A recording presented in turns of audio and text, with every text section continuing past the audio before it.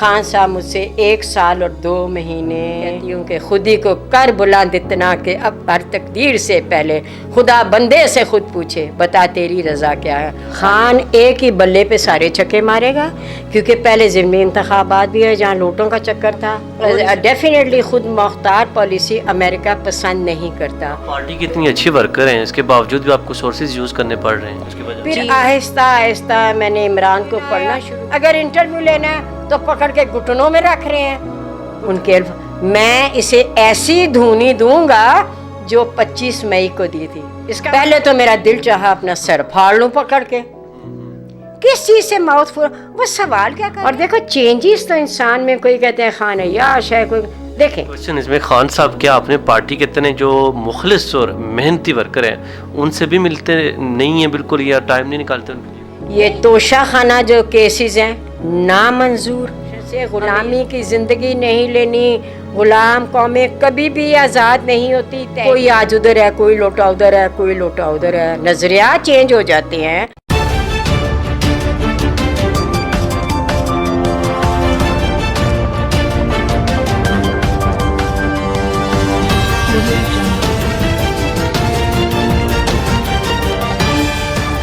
بسم اللہ الرحمن الرحیم، السلام علیکم، آپ دیکھ رہے ہیں آہٹ نیوز چینل اور میں ہوں آپ کا میزبان عرفان امتیاز۔ اس وقت میرے ساتھ موجود ہیں Pakistan Tehreek Insaf women wing additional general secretary Islamabad Shaheen Javed صاحبہ۔ ان سے آج ہماری جو ڈسکشن ہونی ہے پی ٹی آئی کو انہوں نے کب جوائن کیا اور پی ٹی آئی کو انتخاب کرنے کا مقصد کیا تھا، اور آپ کا جو جنون ہے اس والے سے بھی باتیں چلتی رہیں گی۔ سب سے پہلے آپ نے پی ٹی آئی کو کب جوائن کیا اور کیوں جوائن کیا؟ میں نے پی ٹی آئی، ویسے تو شروع سے میرا رجحان سیاست کی طرف ہی ہے۔ میں نے پی ٹی آئی 2011 میں جوائن کی، اور 2011 سے پہلے ابھی میں 24 سال کی تھی تو ملک سے باہر چلی گئی۔ وہاں تھی کرنل قذافی لیبیا، تو وہ چل رہے تھے، تو جب میں وہاں 14 سال رہی تو کرنل قذافی کی جو رجیم تھی، کرنل قذافی کی جو پالیسی تھی، وہ کرنل قذافی خود مختار پالیسی چاہتے تھے، اور ڈیفینیٹلی خود مختار پالیسی امریکہ پسند نہیں کرتا، تو یہ رجیم چینج کا سلسلہ وہاں سے چل نکلا۔ میں کرنل قذافی کی بہت فین تھی۔ کرنل قذافی نے بھی ایک کتاب لکھی تھی گرین بک، جس میں انہوں نے اپنے خیالات کا اظہار کیا، تو وہ رجیم چل پڑی۔ اور جب میں نے کرنل قذافی کی رجیم کو دیکھا کہ آہستہ آہستہ جب نمبرنگ شروع ہوئی تو نمبر 1 پہ تو آ گیا لیبیا، پھر آ گیا عراق، آ گیا صدام، آ گیا ایران، آ گیا شام، آ گیا، تو اس وقت میں نے آج سے 30 سال پہلے سنا کہ پاکستان کا نمبر 5 ہے، اور اب میں اس نتیجے میں پہنچی کہ واقعی ہی جو میں نے تاریخ میں سنا تھا وہ سب سچ ثابت ہوا، اور کرنل قذافی کا وہی انجام ہوا، کیونکہ وہ خود مختار پالیسی چاہتا تھا۔ تو امریکہ نہیں پسند، کیونکہ وہ سب کے اوپر چودراہٹ چاہتا ہے اپنی۔ اس وقت چودراہٹ چاہیے تھی اسے امریکہ، تو مجھے پتہ ہی تھا، تو آہستہ آہستہ سب کو پتہ ہے کرنل قذافی کا کیا انجام ہوا۔ تب مجھے لیبیا جانے سے پہلے میں جنرل سیکرٹری ہوتی تھی تحریک استقلال کی، ایئر مارشل اصغر خان کی، ابھی میں میٹرک میں ہوتی تھی۔ میرا سیاست کا جنون اس وقت سے ہے۔ پھر اس کے بعد میں تھوڑا عرصہ رہی تو ابھی اتنی سمجھ بوجھ تو تھی نہیں، میں پیپل پارٹی میں چلی گئی۔ پیپل پارٹی میں تو ایسے ہی گزارے لائق تھا مسئلہ، کوئی یونین میں نہیں آئی، کچھ نہیں آئی۔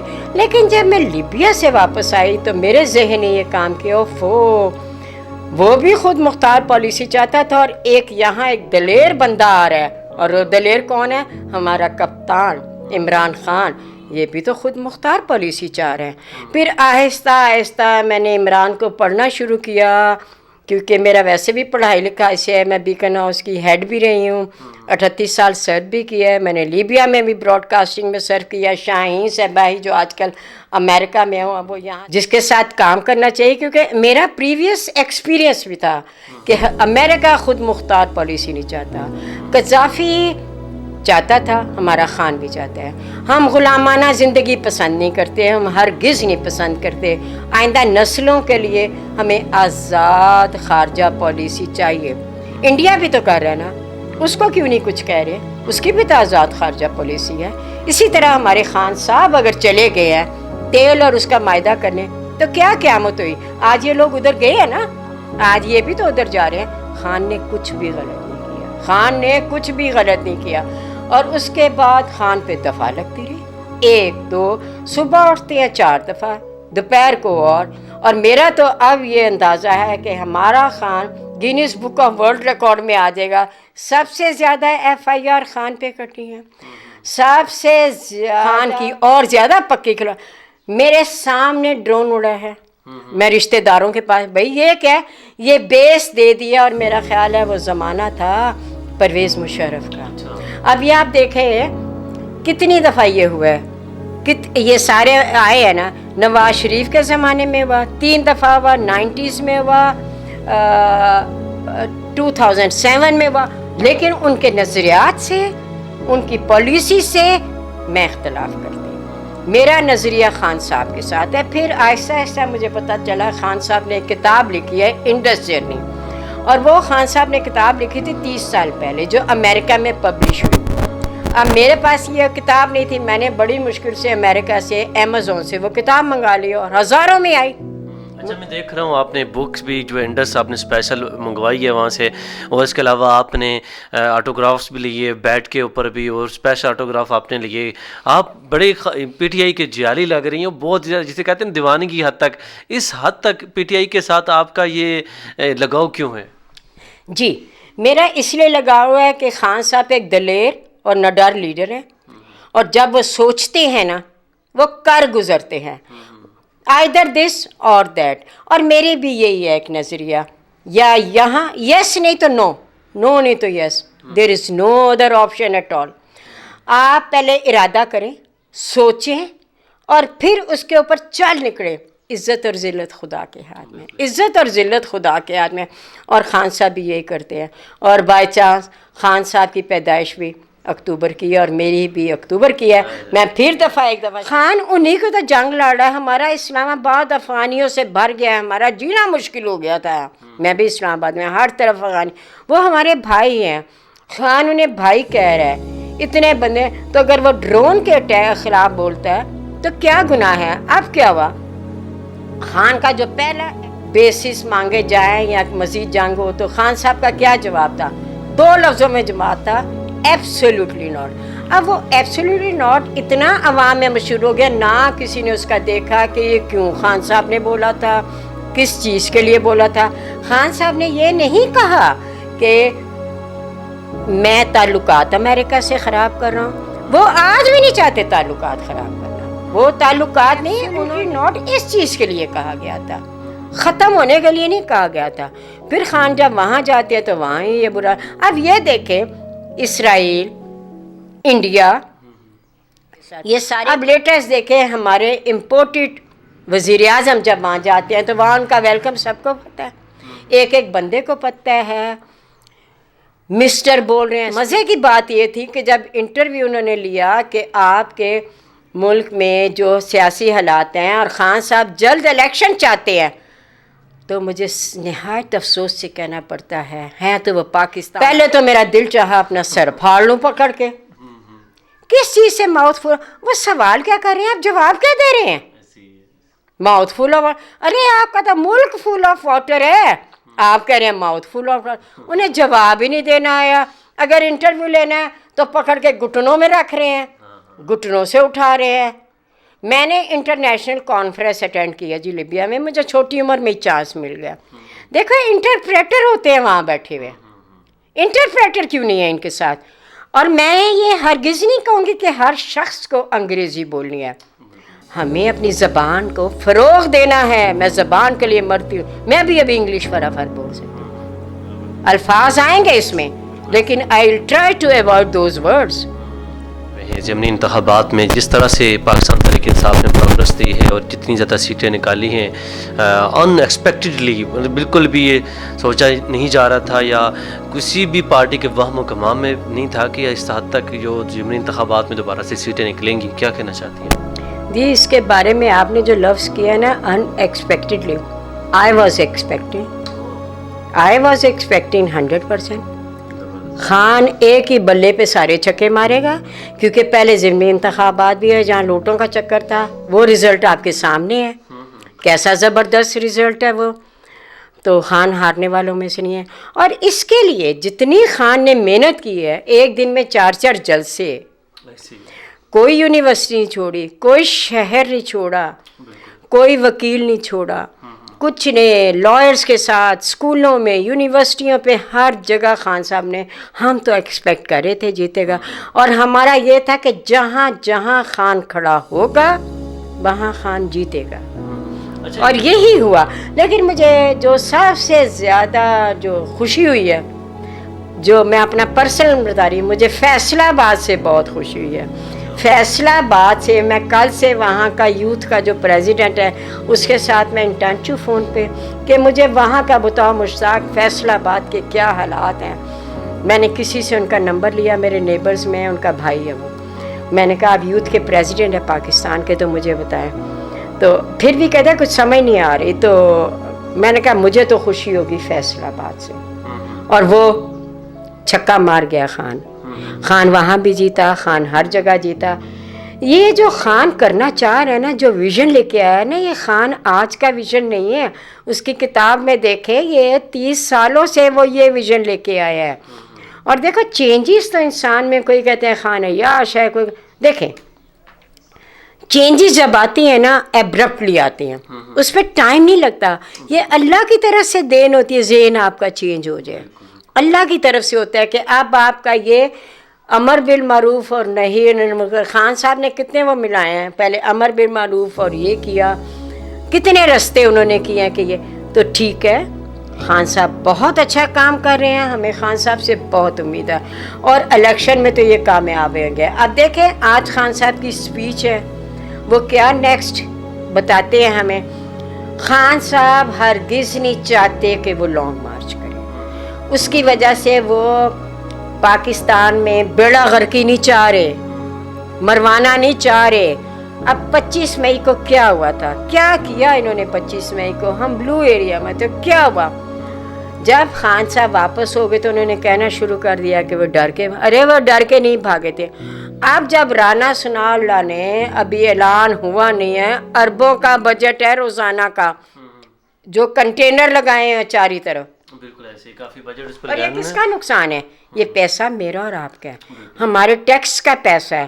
اور ٹیکس سے مجھے یاد آیا، خان صاحب جو 2018 میں آئے نا، جتنا ٹیکس خان صاحب نے اکٹھا کیا نا، مجھے نہیں لگتا میری زندگی میں ایسے کبھی ہوا.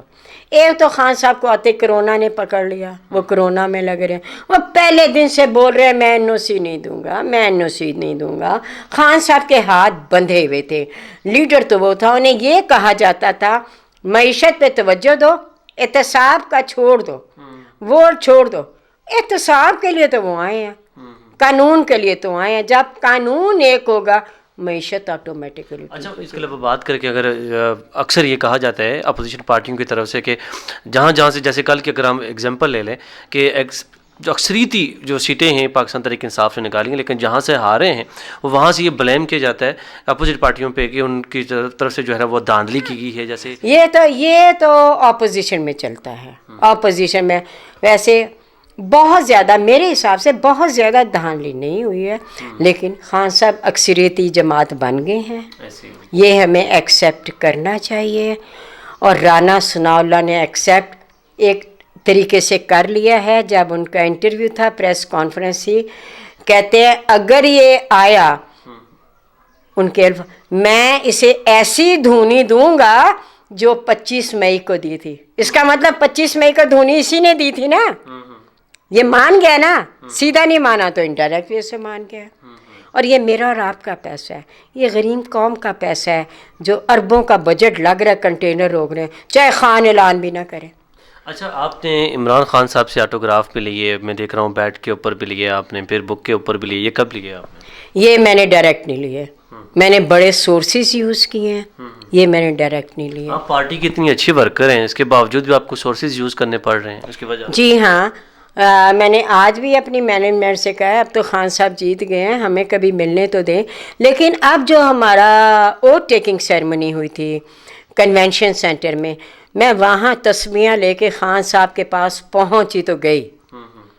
اسد عمر اسٹیج پہ اسپیچ کر رہے تھے تو خان صاحب کے ساتھ سیٹ خالی تھی. مجھے کئی فوٹوگرافر کہتے رہے اس سیٹ پہ بیٹھے تصویریں کھینچے, لیکن آؤ نہ دیکھا ان کے جو سیکیورٹی گارڈ تھے کہتے فوراً واپس چلی جائیں. کسی ایک ہمدرد نے نا موبائل سے میری تصویر لے لی.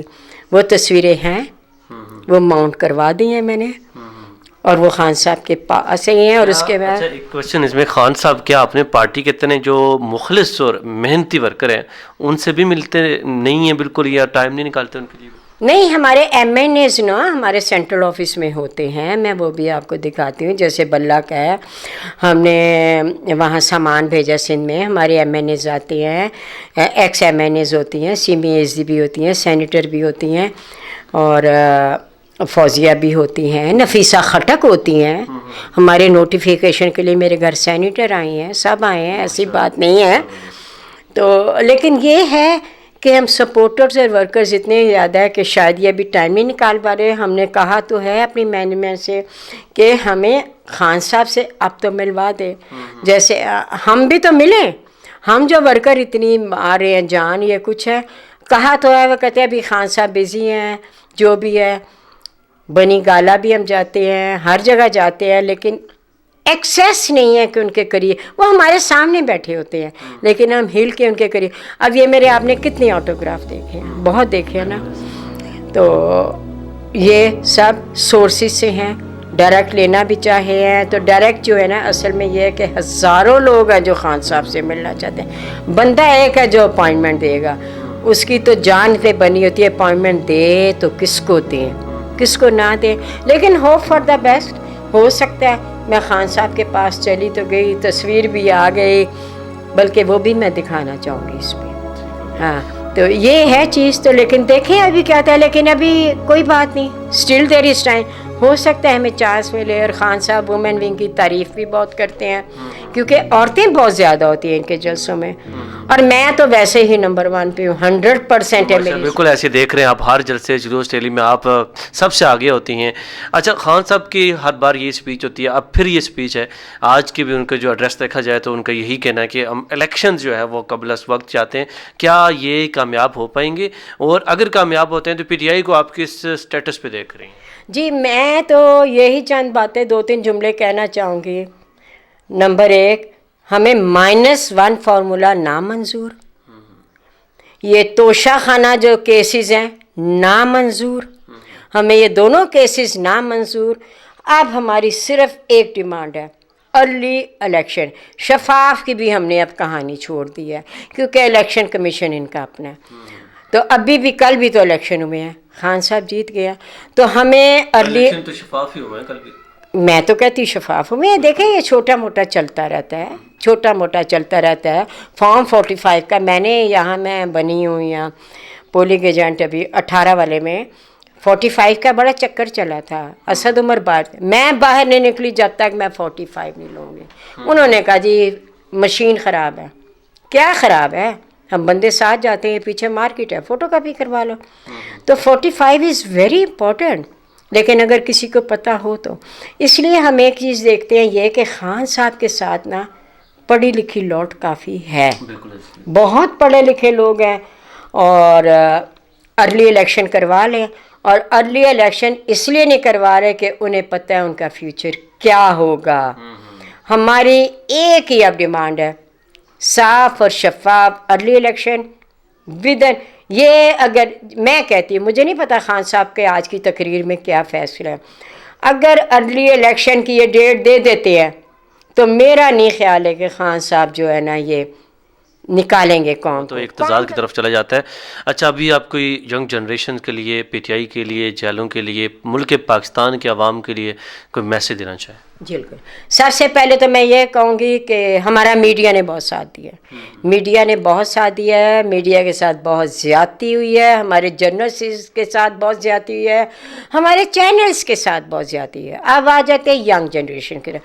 خان صاحب نے اتنا شعور دے دیا آنے والی نسلوں کہ اب وہ امر بالمعروف اور نہیں انل منکر کو جانتے ہیں کہ ہمیں کون سا راستہ اختیار کرنا ہے.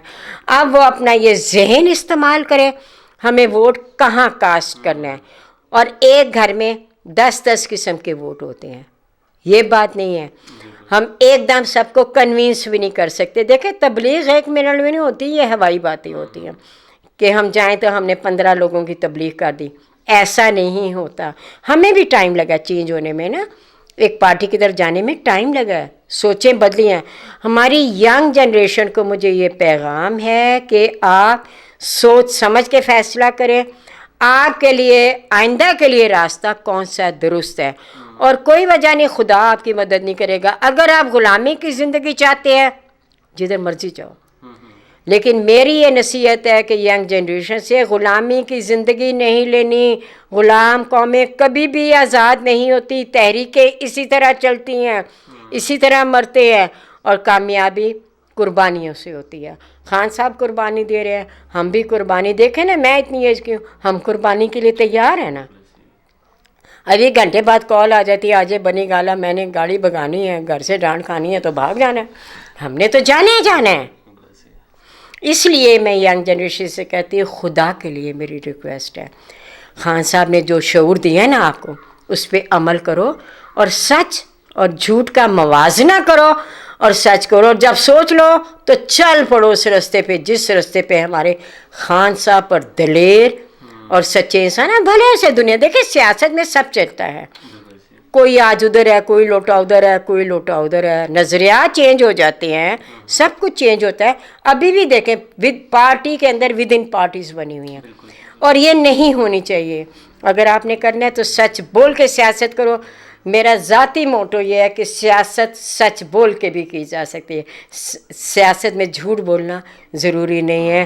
اور میں یہ کہتی ہوں کہ خودی کو کر بلند اتنا کہ اب ہر تقدیر سے پہلے خدا بندے سے خود پوچھے بتا تیری رضا کیا ہے. اور میرا بھی نام شاہین ہے, میں اقبال کا شاہین ہوں. عزت اور ذلت خدا کے ہاتھ میں ہے. اللہ میرے خان کو کامیاب کرے, اور وہ فیصلہ ہو جو میرے پاکستان کے لیے ہو. 70 سال ہو گئے ہیں, ہم دنیا میں بہت بہت پیچھے رہ گئے ہیں, بہت پیچھے رہ گئے ہیں. ہماری دعائیں ہیں آئندہ نسلوں کے لیے, پاکستان کے لیے خاص طور پہ, اور عمران خان کے لیے, امپورٹڈ حکومت کے لیے ہے کہ باز آ جاؤ, باز آ جاؤ. اب بھی دیکھ لو کہ کیا ہو رہا ہے الیکشن میں, نتائج کیا ہو رہے ہیں, تو بہتر ہے. خان بھی غلطیاں مان رہا ہے, میں نے بہت غلطیاں کی ہیں, میں ٹکٹ سوچ سمجھ کے دوں گا. خان نے اپنے لفظوں سے کہا میں ٹکٹ سوچ سمجھ کے دوں گا. میں نے غلطیاں کی ہیں, اور خان صاحب ایسا کریں گے. اب دیکھتے ہیں وہ آگے کیا کرتے ہیں, یہ تو وہ بہتر جانتے ہیں. ہماری دعائیں سب کے ساتھ ہیں. پاکستان زندہ باد. تھینک یو سو مچ. میرے ساتھ موجود تھی پاکستان تحریک انصاف کی انتہائی ایکٹیو کارکن شاہین جاوید صاحبہ, وہ انتہائی بریفلی ڈسکشن ہوئی ہے. انشاءاللہ نئے گیسٹ کے ساتھ پھر سے حاضر ہوں گا. اجازت دیجیے, اللہ نے کے بعد.